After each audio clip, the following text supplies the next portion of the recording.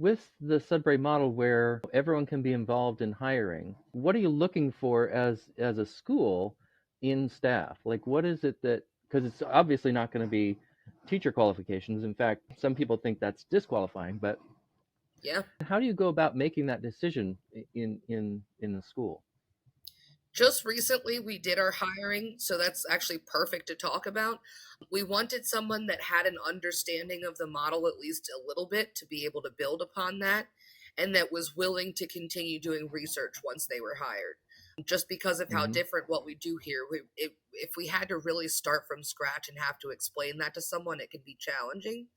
So when we were doing the process, we had a hiring committee, and the committee was made up of staff and students. So the staff sort of helped maintain the integrity of what we were looking for as far as legality, making sure they could pass background checks, making sure they've worked with students before, things along those lines. But we were really looking for someone that was standalone, that could stand on their own 2 feet, that could speak for themselves, that was driven, that wanted to step in and get engaged in things, and that was really hungry for a community.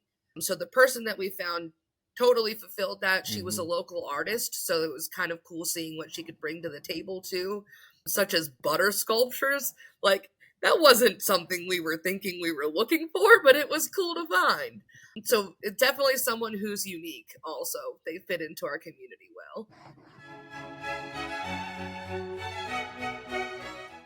This is the Agentic Schools Podcast, where you will learn about schools from around the world where children's agency to make decisions about their learning and living is more important than their academic skills. What makes education possible is the satisfaction of psychological needs. So that is what these schools have in common with all others. What makes a school agentic is satisfying those needs particularly well. I'm your host, Don Berg.